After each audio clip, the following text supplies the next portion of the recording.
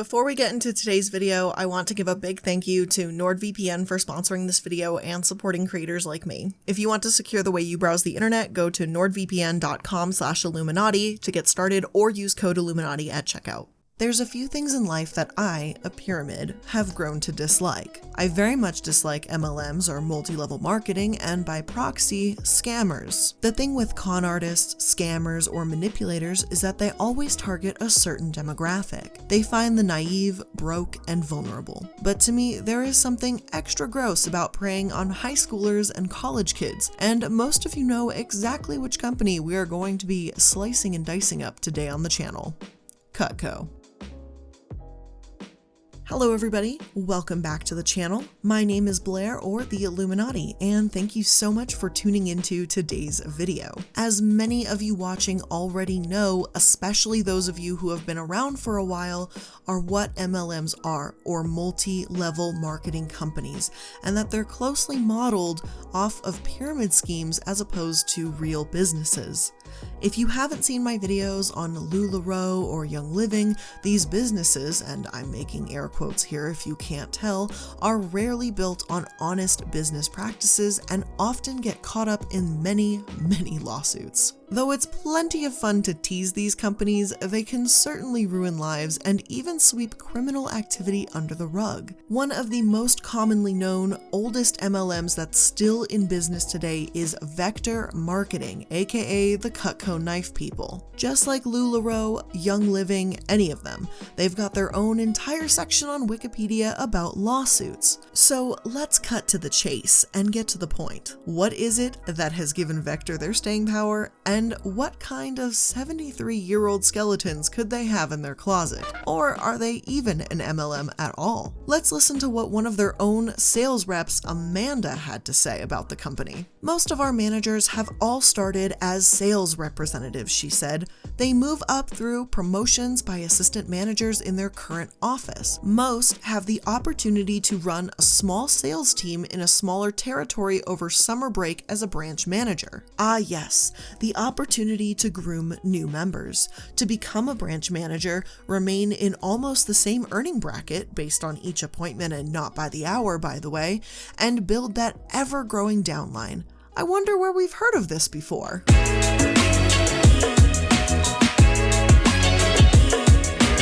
Vector Marketing itself is owned by Cutco, formerly known as the Alkis Knife Company. Aluminum case and cutlery, located in Olean, New York, was one of their partners in the early days, and it wasn't until 1948 when Cutco cutlery was made. The first set of cutlery was shipped in 1949. It's a bit of a mess as to who owns what, but you can see in this chart how Vector relates to all of these knife companies. Now, technically speaking, Vector Marketing isn't really as obviously pyramid schemey as some of the other companies I've covered.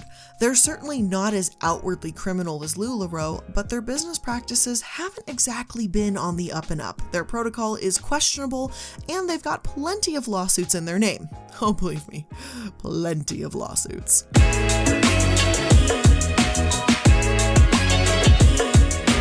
One thing not so commonly known about Vector Marketing is how they mislead people online, not just in their interviews and promises that you'll make bank. You can see for yourself, Google Vector Marketing Scam. Now, some of the results that you'll see are legitimate, articles from Indeed, Glassdoor, and YouTube. But Vector has been fudging Google results by purchasing web domains like Vector Marketing Scam to promote their company.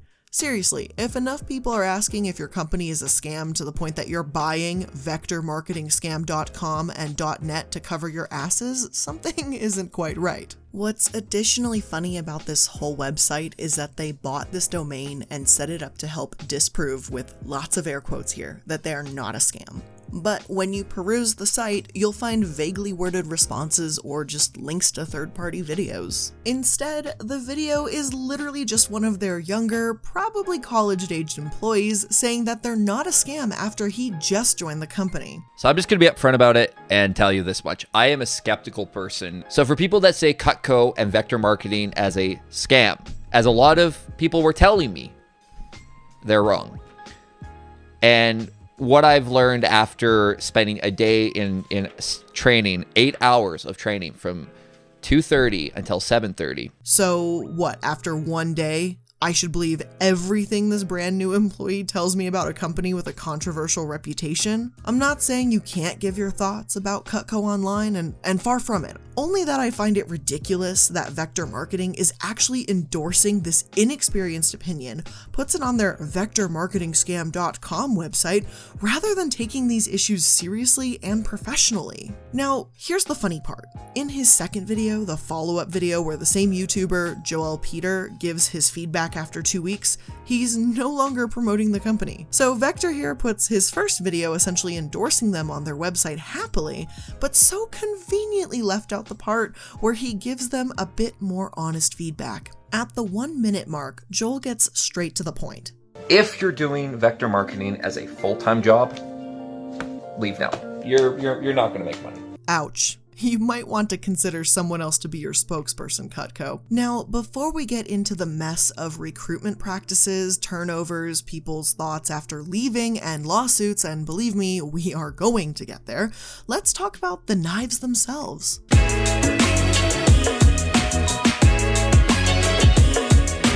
Cutco knives, according to Joel Peter, are really meant for home cooks. Their knives are stamped, not forged, which means they're laser cut from a sheet of metal rather than manufactured, heated, and put through a 40-step process from a single piece of steel. As you can expect, forged knives have a higher quality. They're more durable in general. That doesn't mean stamped knives are terrible, but it means if I were to get a whooshed off, forged, expensive chef's knife from a 200-year-old company in Germany for almost the same price as a stamped Cutco chef's knives, I'm going with the whooshed off. Smithy, a user on Chef's Talk, also explains that 440A, the type of steel that Cutco uses, rather than 440C, makes their knives less durable because they have less carbon in them.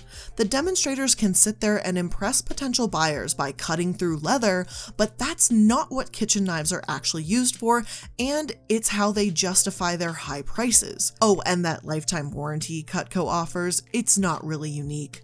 Literally every reputable company has the exact same thing. Their send-in for sharpening might be unique, but in the meantime, you could be without your kitchen knife for like 2 weeks. And I think most people, and correct me if I'm wrong here, would rather use one of these things at home than have to pay for someone else to do it and be without their kitchen supplies for a couple weeks. So remind me again, what's so great about this forever guarantee? Also on Chef Talk, Smithy brings up a good point. Cutco has this sharpening offer because you can't even sharpen the knives yourself. How ridiculous is that? Cutco claims that this specific edge allows them to stay sharper longer, and they state on their page that when it does need a fresh edge, not if, mind you, but when, Cutco will do it for you. Sharpening a knife isn't exactly all that difficult, and sending my kitchen knife in the mail isn't really something I'd want to make a habit out of.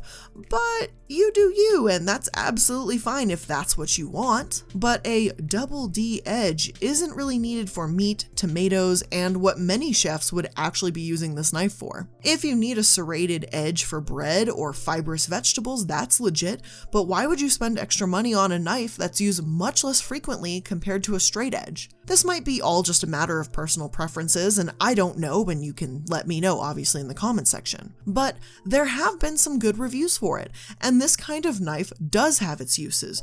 But this review of the double D edge was because a hunter was using it to cut through bone and fiber, muscles, etc. Aside from that, it looks like a fair mix of other reviews of the double D edge have really rubbed people the wrong way. So now let's get into some of the real tea. Let's talk about their recruitment practices.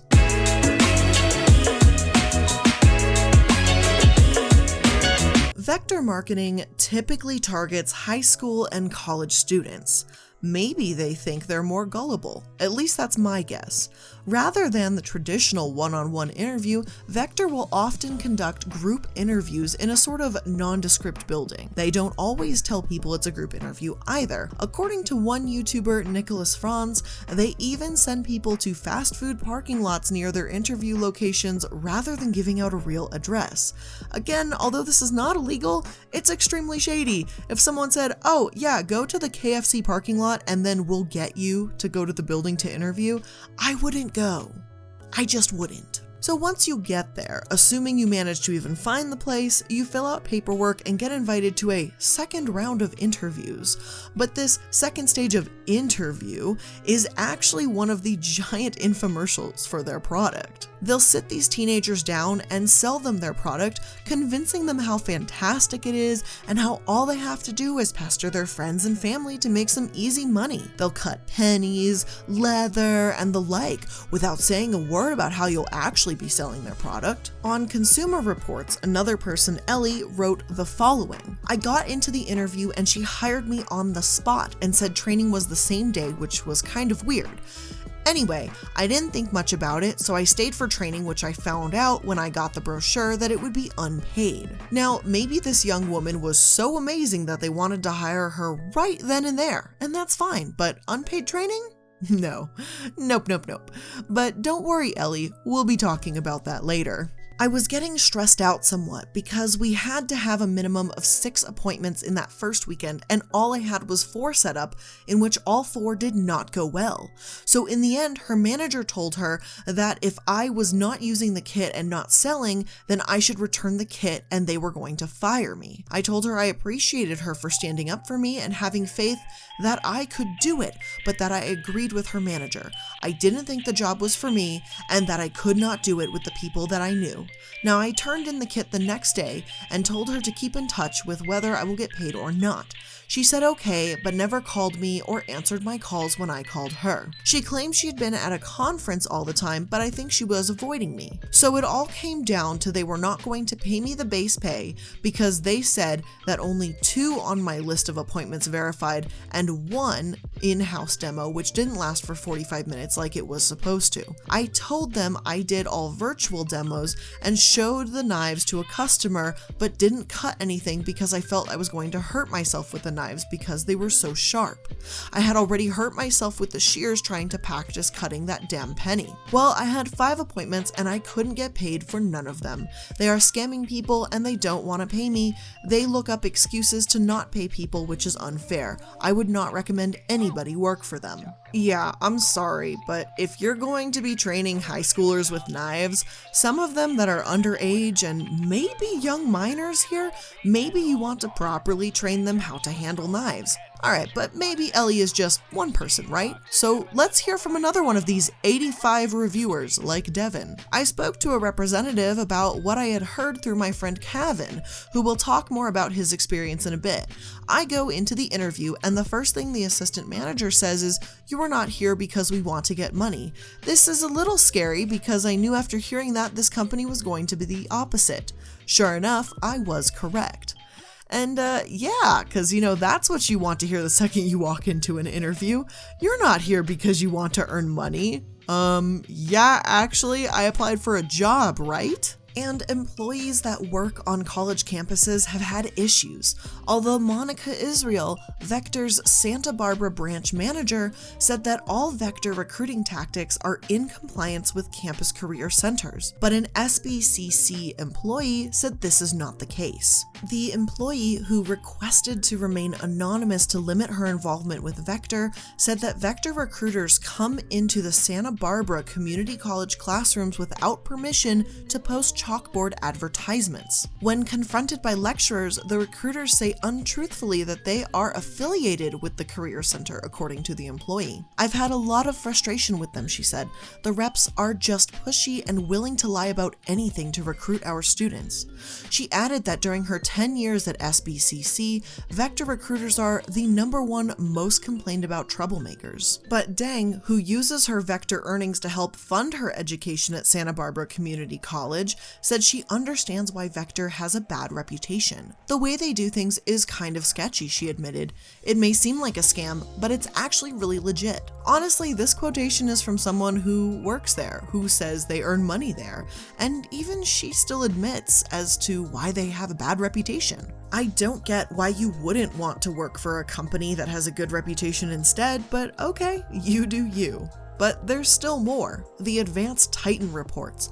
Though I don't think Vector is technically or legally a scam, the company certainly appears as one due to the nature of how it operates. I think the real problem lies in the company's vague marketing and a misunderstanding of what the job entails. Gig Hustler says, so whether Cutco knives and Vector marketing are a scam, I'll leave it for you to decide. I personally don't think they are, but I also can't speak for all recruiters, nor can Cutco. Some overly aggressive recruiters can easily wander into scam territory with false promises or statements. Now, with all these controversial opinions about this company and so many people seeming to dance around it, I dug deep into the recesses of the internet and came up with this little gem, an actual scholarly take from ResearchGate, a journalistic, factual, and impartial report on Cutco. Let's dive into it, shall we? On page 10, the report states that reaching out to the college demographic has existed since their inception. Cutco has always reached out to students, no surprise there. Because Cutco doesn't have the same structure as a company selling the same product, this article compares Cutco to companies that, while they don't have the same product, have a similar marketing strategy. Companies like Avon, Tupperware, and the Pampered Chef. Not a very great look when your competition is more aligned with Tupperware than, well, you know, the more legitimate companies. Again, I can be impartial.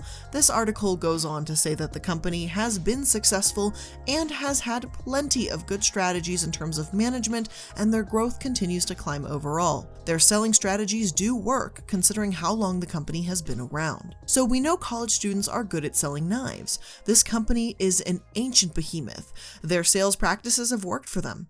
But what hasn't?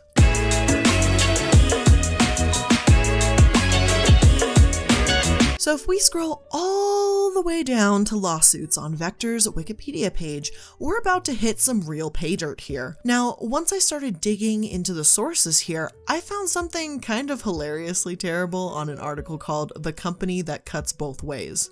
Accurate title, by the way. As I was reading through, looking to find information about the 1990 lawsuit, the article also mentioned a separate pending $13 million lawsuit that was in the works at the time. There are just too many to keep track of, people. When your company gets sued 7 times over on their business practices, you really might want to consider buying knives elsewhere. Why support a company that doesn't even support its own employees? Seriously, Wusthof has been around for nearly 3 times as long, and where Cutco has a lawsuit section, they have an awards section. Look at this. Anyways, getting back to the lawsuit section. 1990, the first of many. Under the 2011 article, it reads the following. In 1990, the Arizona Attorney General sued Vector for alleged deceptive recruiting techniques. After 7 years of legal proceedings, the case was resolved in a settlement which required Vector to reform its advertising of its compensation system in Arizona. In 1994, the state of Wisconsin ordered Vector to refrain from deceptive recruiting practices, leading the company to temporarily stop recruiting in the state altogether. Another ex-sales representative who appeared to the New York Department of Labor to win compensation for unpaid training co-founded an online group called SAVE, Students Against Vector Exploitation. Their Yahoo group, which has over 1,100 members, holds monthly chat room meetings to expose the unethical and scandalous nature of this company, according to the group's website. So in summary, an attorney general sued, Vector was banned from a state, and a group, SAVE, was built for the primary purpose of protecting people from Vector knives. Now, Yahoo groups disbanded completely as of late 2019, but as far as I can tell, the group was genuinely quite active. One of its co-founders even won a case against Vector with the New York Department of Labor, alleging Vector to have breached the independent contractor-client relationship, making her an employee, and Vector has sent her a check to compensate her work during unpaid training. She said, "I know others can win too, it's just a matter of standing up for your rights." And this isn't even the recent stuff. This is the company's history. a company built on lawsuits and being banned from an entire state. Which, by the way, good on you, Wisconsin. I don't know what is going on over there that made them see the company for what it was, but I've got to give mad props where it's due. Good on you, Wisconsin. 2008 marked Vector's worst legal battle at the time, their fourth one for those of you that are counting, and don't worry, we've still got plenty to go. This time, a former sales rep, Alicia Harris, sued the company over their refundable security deposit. I don't know about you, but I have not had to pay $135 to get a job. You apply, they hire you, you make money. That's how it's supposed to work. Regardless if it's part-time, full-time, seasonal, whatever, your company should be paying you. That's one of the basic red flags of MLMs, the fact that they're asking you to pay to get started. Vector argued, oh, but it's refundable, or how it can be earned back.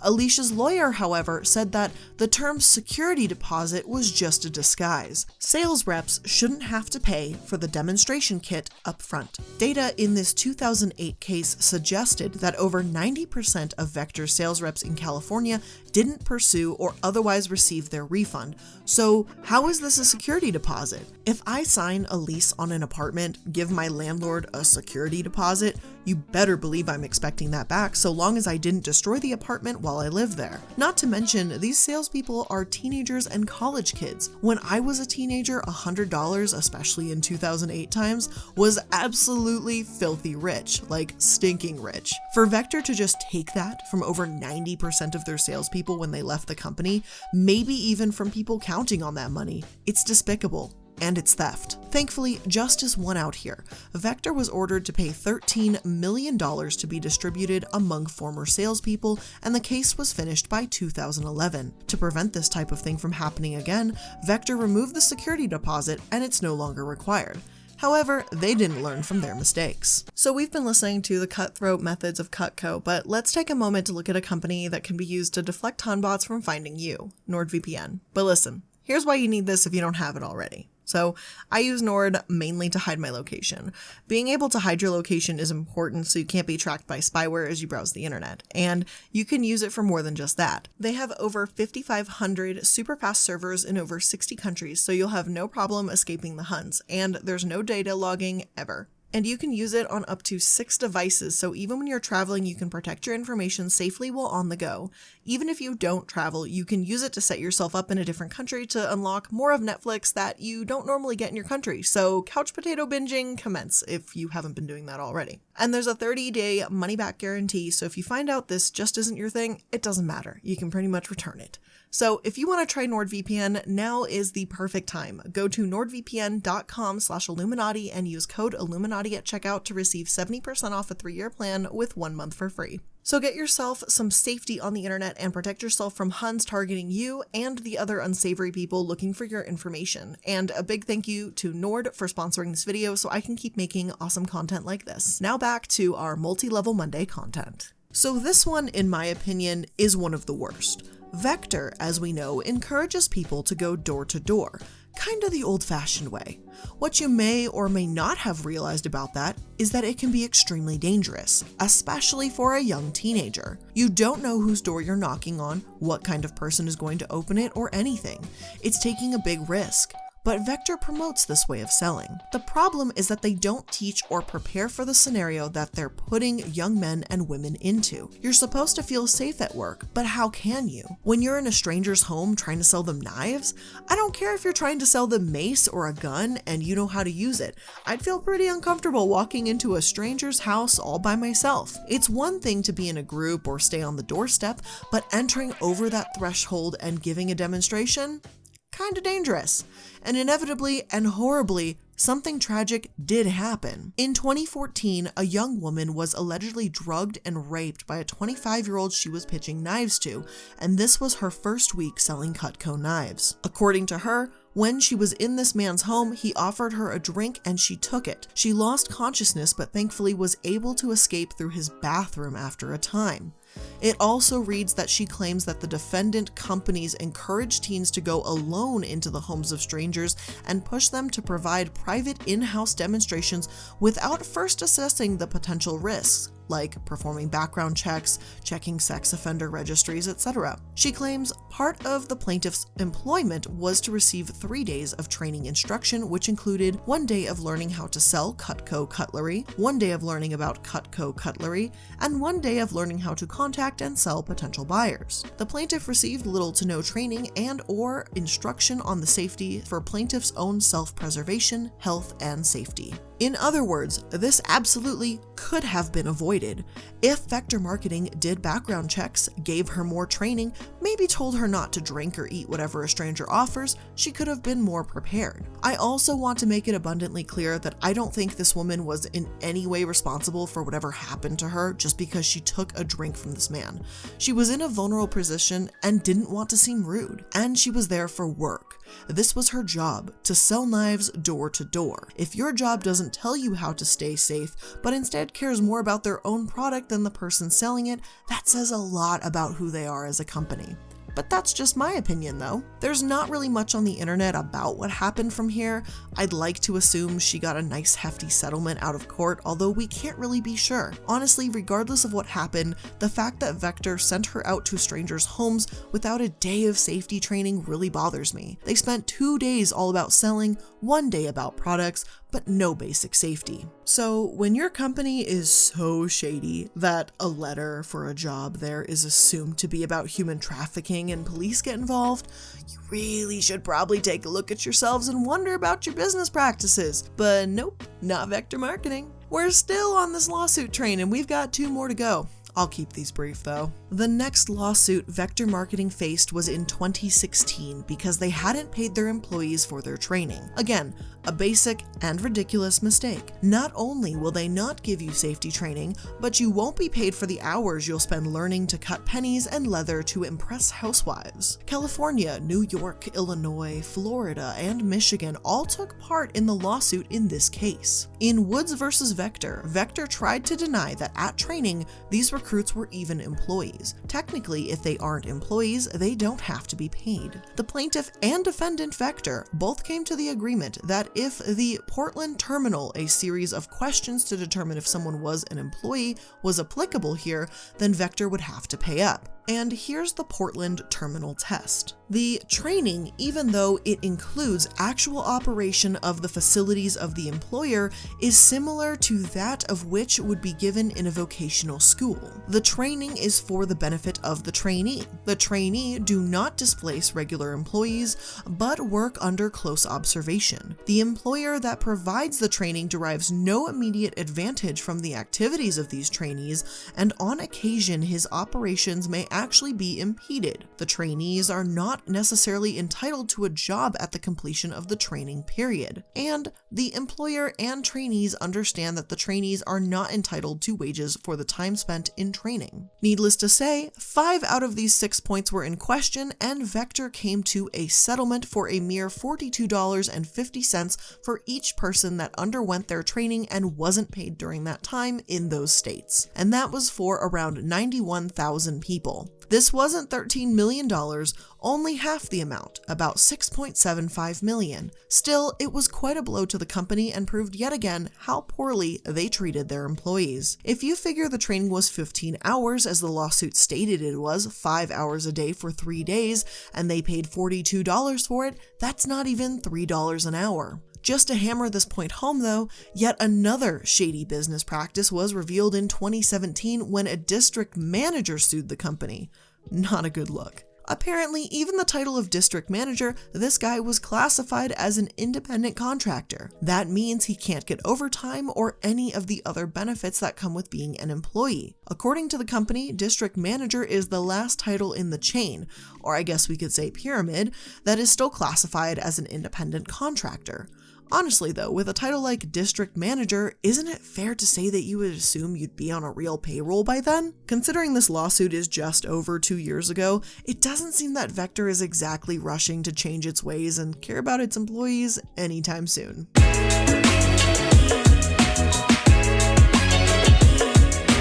In conclusion, I'm left without words. The point here isn't that Vector is or is not a scam. You'll get knives that fall apart and you won't earn a dime. No. Cutco preys on high schoolers and college students that are trying to gain financial independence for the first time in their lives, pays them $16 an appointment, and then threatens to fire them as employees if they don't have enough appointments, all without giving them any kind of support or safety on Vector's end. They're an MLM, yes, but more importantly, they are a terrible company to work for. Find an employer that respects you, wants the best for you, and keeps you safe. Vector just isn't it. With 7 lawsuits under their belt, a terrible reputation, and plenty of safety concerns, there's no question that Vector, despite its longevity, has done little to deserve sticking around this long. And with that being said, that's where I'm going to end today's video. If you enjoyed this video, make sure to hit that like button. If you're new here, make sure to hit that subscribe button. I want to give a huge shout out to everyone who supports the channel, but especially my channel members, including Gwendolyn, my top tier. Thank you everyone for supporting the channel continually and allowing me to do what I do here on the channel for you guys. If you want even more content from me, you can go ahead and check out my collab channel, Sad Milk, with a bunch of lads in the Reddit community. You can check out the second channel, which is soon to be my dog channel, and you can always check out my Twitch and all of my social media. Links for everything will be down below. So again, guys, thank you so much for watching another video. I hope you enjoyed it. Leave me your thoughts, comments, opinions, love, and hate all down in the comment section, and I'll see you in the next one. Love you guys. Bye.